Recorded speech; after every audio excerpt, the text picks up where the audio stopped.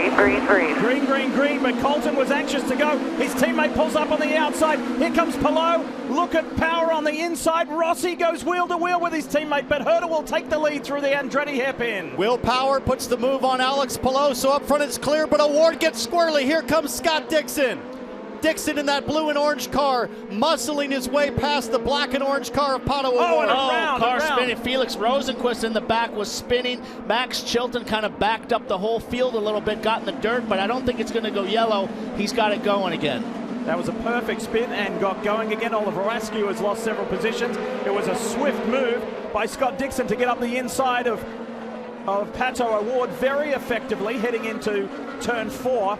As the Andretti boys stretch their legs at the top of the hill through the corkscrew for the first time. Huge sigh of relief if I'm the Alex Palou, the driver of the 10 car in Chip Ganassi Racing, that he made it through that first corner unscathed. It was a little dicey further back with his teammate Dixon, put the move on Award, and this is 2 races in a row that Rosenquist part of some drama on the opening lap. First lap clean in the books, no real drama. So now Scott Dixon has overhauled Pato Award. Pato Award now has got it. Townsend, at some point here, he's got to make the decision. Do I sit here and play the tire conservation game, or do I go off strategy and try to make something happen? I think Award's in good shape because he's the top driver starting on the harder black tires. Everybody on reds as we ride on board with Award. Watch him listen. Big oversteer. Huge save. That could have been a spin. No worries. His teammate did. Several positions further back. There goes Dixon flashing through on the inside. And Rossi's off from second place in the race. Colton Herta makes a mistake. Gets wide. Has to lift. Rossi went to the inside. And Colton trying to defend. Rossi slides up a little bit. I think you're right. I think the steering rack, or at least the tow rod, broke there, Paul. Green, green. There's one more competitor out of the way. Look at Simon Pagenaud on the inside of Marcus Ericsson. Green is out, and you can pass before you get to the start-finish line. Simon tried to make the move. It didn't stick, but in the draft, Ericsson going to make a move on Pato right here.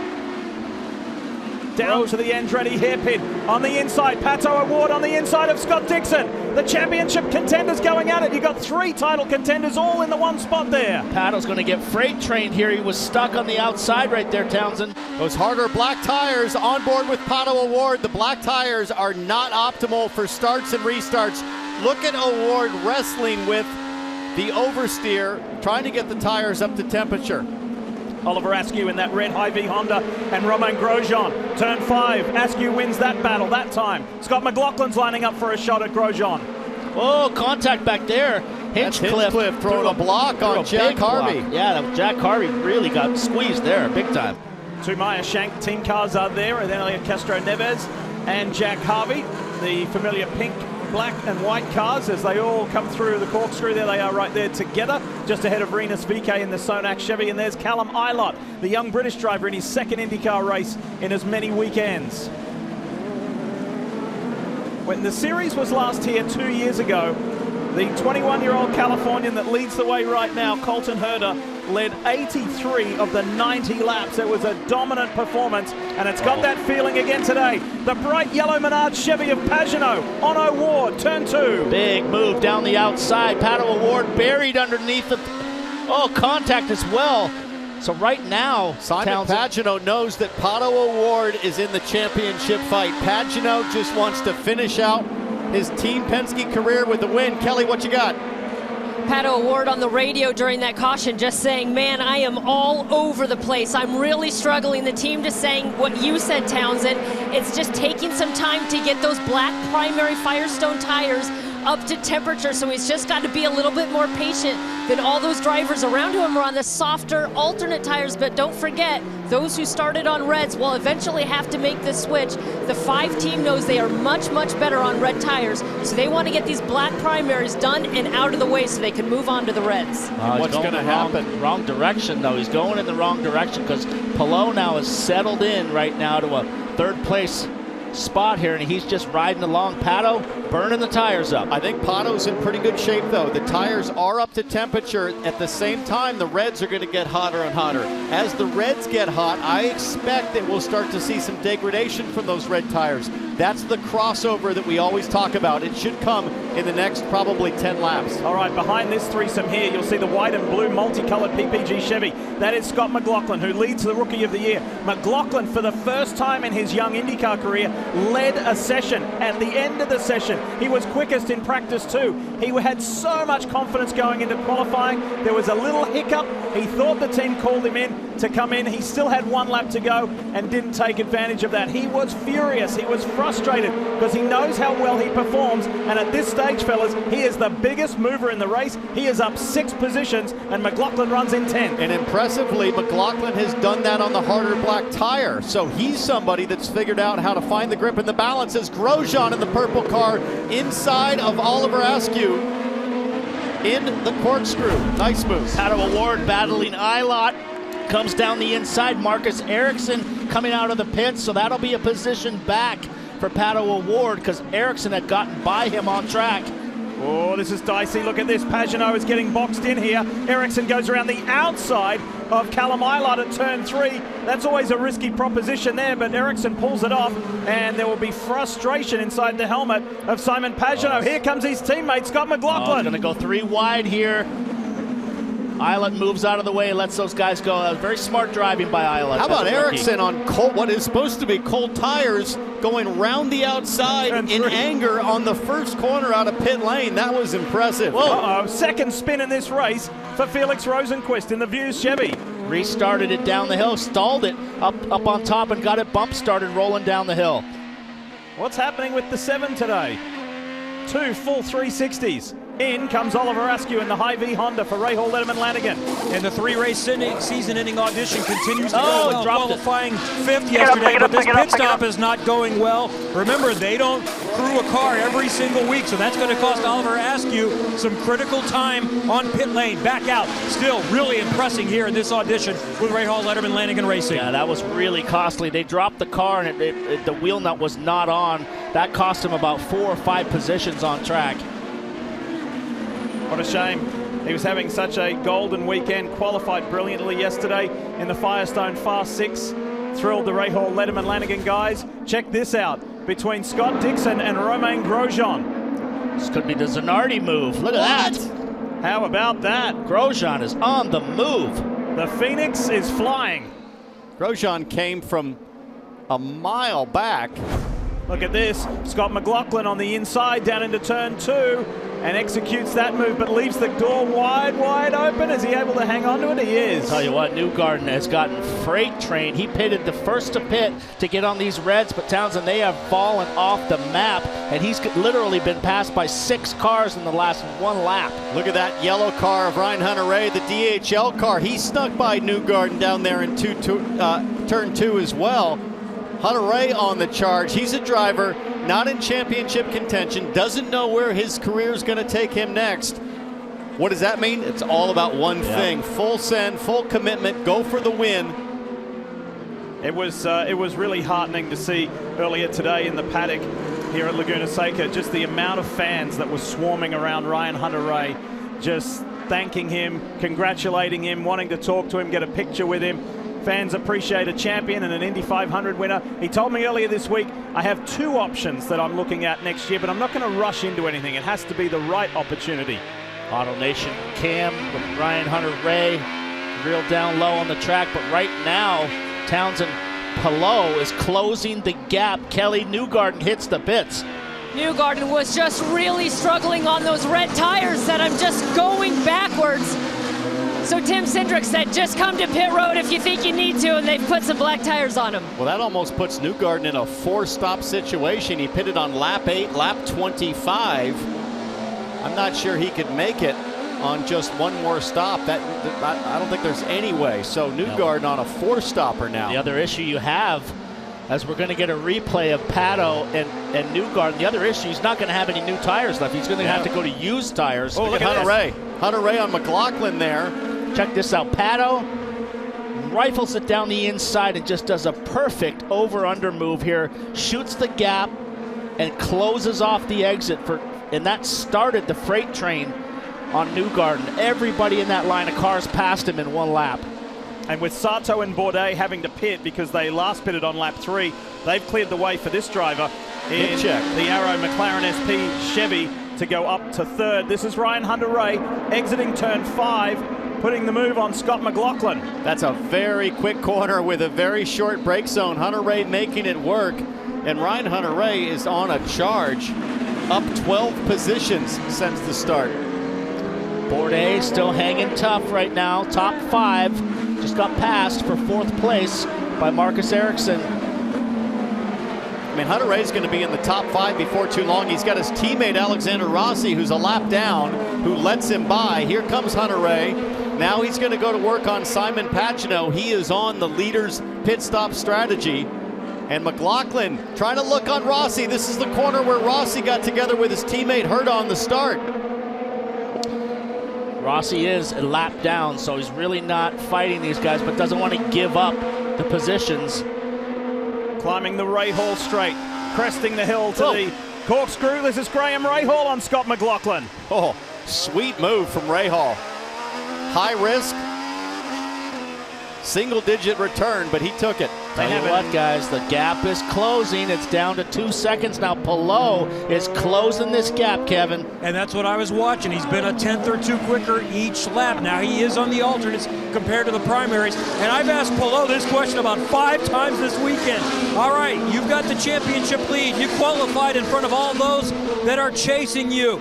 Tell me, surely you're going to be somewhat conservative. He said, nope, I want to win races. I want to get to Long Beach, either with it mathematically clinched or very little chance of it getting away. Alex Palou is still on the charge. By the way, last week, just to follow up on a story that we told you about, his tradition of eating fried chicken after he wins. He got his fried chicken last Sunday night in Portland, and delightfully so. So is it going to be another victory for the driver of the NTT Honda for Chip Ganassi Racing, or just points hauling? Points advantage at the moment is 30. He started the day with a 25-point advantage. I'm convinced that fried chicken is just code for some sort of exotic cocktail. Look at Hunter-Reay. Hunter-Reay defending. Wow, it gets by Bourdais as well. So Bourdais pitted early. He's on those black tires. They are starting to go away from him. Graham Rahal comes down the hill. He's probably going to take a look down here at the last corner and dive it in there. United Rentals and Rahal, Letterman, Lanigan have an enormous hospitality suite here, a double-story suite. They've got about 250 people in it, so they will be cheering. They're outside turn 3. They will be loving life with their mount here, making moves as looking inside. Carefully and as clinically as he has been doing, climbing the order. Rahal now up to 7th. Here's the Rookie of the Year battle in points and on track. Grosjean on McLaughlin. He's been making moves all race long. He's the most exciting guy on track right now. McLaughlin tries to return the favor, but he can't. That outside line has plenty of grip, and Grosjean checks another one off his list. He's up to 7th. McLaughlin has right now about a 35-point lead in the Rookie of the Year battle over Romain Grosjean. Not over yet, though. These guys are going to fight this out. Rookie of the Year up until the final race. I think it looks like Grosjean's having fun. He has adapted to this track. He's taken to this track. He loves it. Very European-esque. The undulation is colossal. It's a great challenge, but it's a fun track, and he's showing that he's enjoying it. Told me it reminds him a lot, not the track, but the sand on the track, similar to Abu Dhabi, places where you get a lot of sand and wind blows on the track. The track is always changing. Meanwhile, that's Takuma Sato in the white and blue car, just got past Scott Dixon. So Dixon continues to really struggle to hang on. He's on the harder black tire, but it is really difficult. What's that going to mean for Palou's pace? If his teammate Scott Dixon is having that much of a handful, how's Palou going to be able to hang on? So while we're in the break, you missed this. Takuma Sato curb hopping at the corkscrew. He goes down, car's rolling, car's still rolling. Scott Dixon tries to avoid him and smash. I mean, Sato's got to be more heads up than that. He's going backwards down the corkscrew with a perfect view of Scott Dixon coming on, and he just rolled straight back into Dixon. I mean, if I'm Dixon, I'm furious right now, and that's not the first time that Sato's taken out Dixon. He got Sato'd. Big time. This is what it looked like Stay for right. Joseph Stay Newgarden. right. There's a mess there. Left, left, left. California rush hour traffic. Sato hits the curb, loses it. But look, there's Dixon. He knows Dixon's coming right there, and he just keeps rolling. Oh,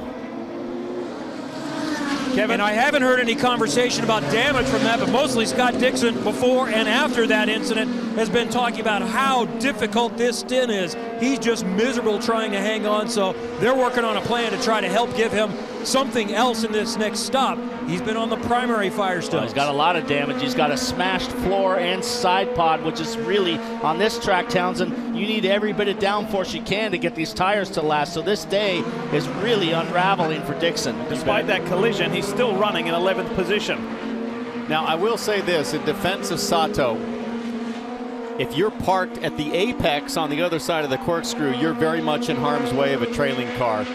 But poor Dixon, I mean, just absolutely an innocent victim there. And Making really a bad day worse. Nothing Dixon could do. You No. drop in off the hill there. You've got a split-second decision. Which way do I go, left or right? Yeah, he could have gone off in the dirt, but that could get him into the wall as well.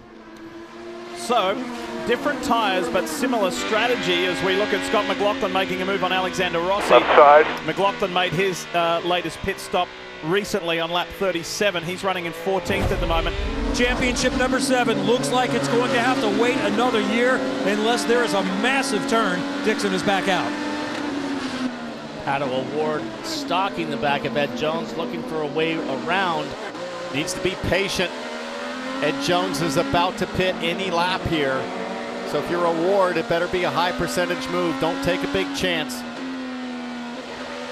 35 points back as they run right now. Pato O'Ward from Alex Palou. Got a shot here. Oh, big oversteer though. He's going to lose time. Firestone telemetry gives you the numbers. Take a look on the left-hand side of your screen. 150 miles an hour going over the push hill to at pass. turn Here we 1. go. Inside. Ed Jones. No worries there. The Arrow McLaren Chevy slices through. Likewise for Graham Rahal. He's back out after his most recent stop. Check this out. Ryan Hunter-Reay, who's the biggest mover in this race, but the biggest mover at the moment is Oliver Askew. Whoa. Look at that for a move. The Hy-Vee Honda slices up the inside. He's done a great job this weekend. Been watching Askew on both the black tire and the red tire. His teammate Graham Rahal solidly in 5th, but those Rahal cars look really strong on both compounds, and there's still a long way to go. 39 laps left in this thing, and Askew is charging to the front. So, speaking of the biggest movers, how about we check out the Firestone biggest movers from the starting positions this is. Bottom of your screen on the left, Ryan Hunter-Reay, Captain America, who we ride with on the DHL Honda, up 10. Sebastian Bourdais in the Rocket Chevy, up 10. Graham Rahal in the United Rentals Honda, up 7. Pretty nice work. And Romain Grosjean and Scott McLaughlin, by the way, they weren't on that screen. They were up 6. There goes Takuma Sato making a move on Ryan Hunter-Reay at the corkscrew. But Sato not on the lead lap after that accident. He's in fact 3 laps down. Pretty impressive though. Again, the Rahal Letterman boys, the third car to Takuma Sato to get that thing fixed and fast in race. Impressive job from the crew. Meanwhile, Herta and Palou still, it seems, content to sit and ride around. But that gap to O'Ward under 20 seconds now, just 19 back. 10 seconds right now separates Alex Palou from Pato O'Ward.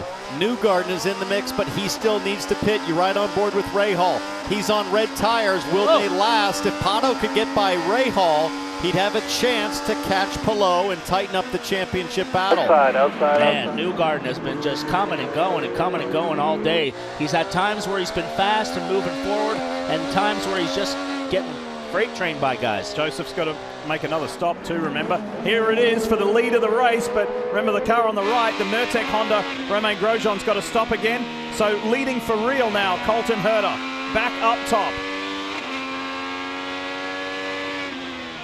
160 miles an hour, cresting that hill into the corkscrew. Off you go from that point of the track.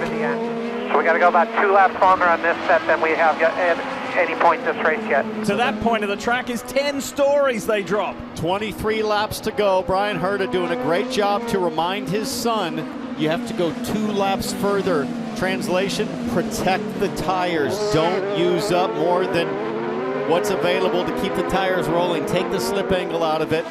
You've got to go the distance. Let's talk more about Pato O'Ward, he runs 4th at the moment, Kelly. About 3.5 seconds behind Graham Rahal, and still struggling with those tires, and the cheerleading continues from Taylor Kyle. Have a listen. And why does only our car fall like this? How? Man, just keep looking after your tires here. We're sitting P4. We're doing okay. Let's just focus on this thing.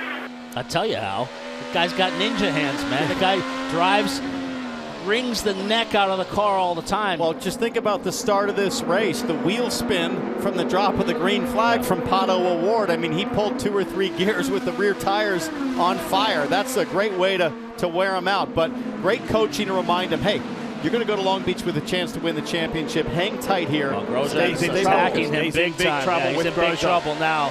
Black tires against red. Grosjean has been making bold moves all day. Outside pass. Come on. Right outside. Come on. We saw Marcus Ericsson do that a little earlier in this race. That was slick, but remember, he was the last to stop. Grosjean was. He's got much fresher tires, and he's on a mission. I'll tell you what, the podium is in play. He's got much fresher tires than Graham Rahal, and he can close that gap quite quickly. Sure could. He's only 4 seconds behind Rahal, and we've got 15 laps to go. Look out for Grosjean. As you look at Grosjean starting to close in on Graham Rahal, the difference in push to pass. Grosjean has 28 seconds to Rahal's 6, and the team have just told Grosjean that, so they told him, take your time in setting him up, but he definitely seems like a shark who could smell blood. Here he goes. He's right there, Townsend. He's got to be patient. I mean, Graham is going to continue to struggle lap after lap with these reds.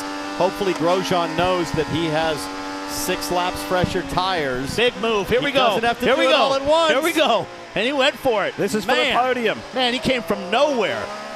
Lots of grip, lots of talent, and he's having lots of fun, is Romain Grosjean. That was awesome. So he's had 2 podiums this year in his maiden year in IndyCar. Both were at the Indianapolis Motor Speedway road course.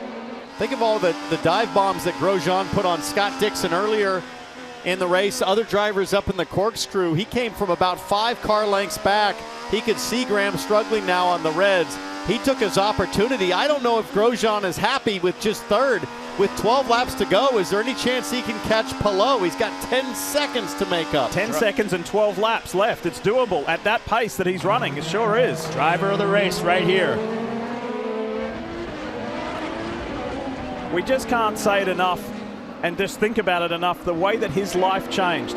In that fireball in Bahrain, he almost lost his life, turned his life around, fresh page, coming to America. It's tough on him because his family, the majority of the time, are in Switzerland, his wife and the kids.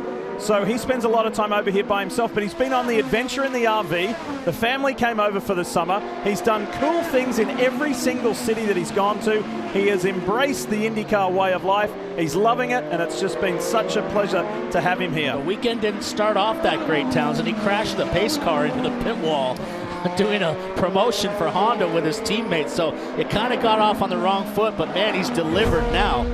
If you want to get you got to make him work for it. Oh, there you go. That guy in front of you, man, you're reeling him in. Okay, you got to make Grosjean work for it, he says. Yeah, there you go. So team rules here, helping your teammate, but Grosjean is so fast, so deep on the brakes, Townsend. Oh, he's willing to take huge chances. Grosjean has tried to move from this far back. Let's see what he does here in the corkscrew. Oh, he's going. Whoa! Here he goes. Oh! Boy! Side to side, but Jimmy Johnson goes off track, and Grosjean takes the position. I think his car's okay. Scott Pruitt told him you got to make him work for it. Jimmy Johnson did make him work for it, but Grosjean said, get out of my way, I'm coming through. I don't even think he lost any time, but Grosjean made the huge lunge from way back. Jimmy defending for his teammate on 2 wheels. That was like Fast and the Furious in the corkscrew. Excellent car control from both drivers. Jimmy Johnson is, look how far back Grosjean is. You knew it was coming. You knew it was coming. Oh. Now, how does race control see that? Look at Olivier. Look at Olivier. Oh boy. Oh boy. Oh boy. I didn't tell you to do that. 6 laps to go here at WeatherTech Raceway. What a spectacular ending to this race. 3 seconds back is Grosjean from Alex Palou. He still has a shot. Long way to go, still 8 laps. It's in range now. He's got a couple more lap cars.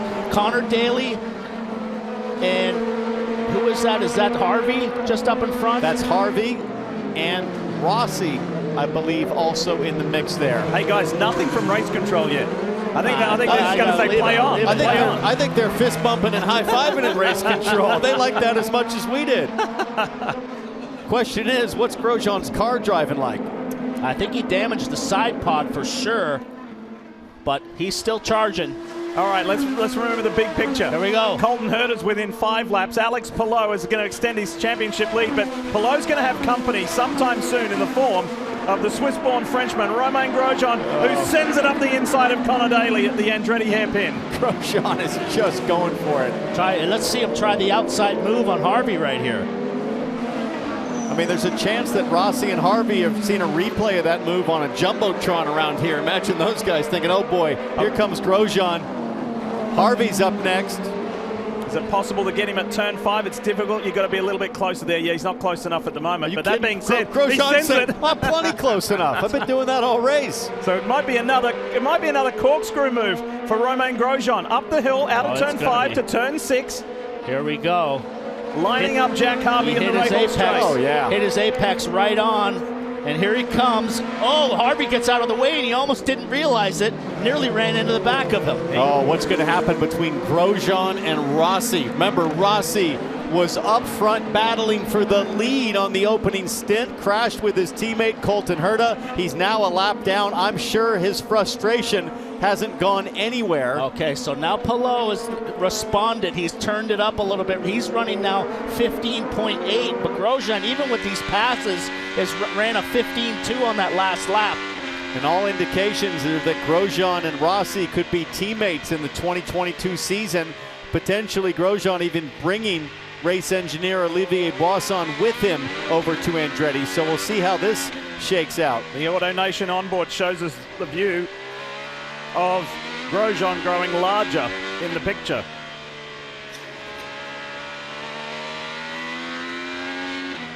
Rossi's 2 laps he's gonna down. let him. Yeah, he's going to let him go. He's a couple laps down, so no point in fighting. Now it's on. No mistakes here. He's dominated pretty much the whole weekend, T-Bell. I mean, he's just fast in every practice, on the pole, led every lap but 2. Did have that big crash, though, you remember that? On Friday. No damage to the car, but it was a lucky escape. It was a frightening crash at turn 9 at Rainy Curve. So Grosjean still closes. He's had Palou in his sights, but still a little under 2 seconds back. So we told you the story about Alex Palou when he wins, he eats fried chicken. For Colton Herta, when he was a youngster growing up here in California, when he was on the way home from the go-kart track, he would stop for tacos with his mum and dad. That was his reward if he won. So there might be tacos on the line tonight. He also wasn't 21 at the time. That's right. He's 21 now. This has been remarkable. What a performance from Colton Herta. He was never lower, as Paul said, than second in any session. He put it on the NTT P1 pole position yesterday. And we say quite often about the history of this place. It's 25 years ago that Alex Zanardi put the move on his dad, but then his dad came back to win 2 times. Well, right now here at WeatherTech Raceway, Laguna Seca, this is Herta's house, and Colton Herta is now a 2-time winner. Victory circle, great job. There's Dad Brian celebrating with Alfonso Ribeiro. And he goes back-to-back, 2019, 2021, Colton Herta, your race winner. And he now surpasses his father with 5 career Great job, victories. way to manage it. That's a good job. I'll ask you the same question I asked your dad. What is it about this place? I have no clue. You know, I enjoy racing here so much. It's an amazing track for me and my family. It's been so good to us. To go 2 for 2 so far is great in this Cambridge Honda car. We were fast all weekend. And I was happy that we could pull it off in the race. Now, I said beat down, but in reality, I think it was a little harder work than that. Pole to victory lane, but what kind of challenges did you face to bring it home? Yeah, always pressure from Alex there behind me. You know, I think even at the beginning of the stints when I was a little bit better, he was still there, and then he closed it back up at the end of the stints. I think he was a little bit better that time. So I'm just happy to have done it. You know, this place is so awesome. It's my favorite track in North America by far, and to win here means so much. Watch the Acura Grand Prix of Long Beach Sunday, September 26th at 3 p.m. on NBCSN.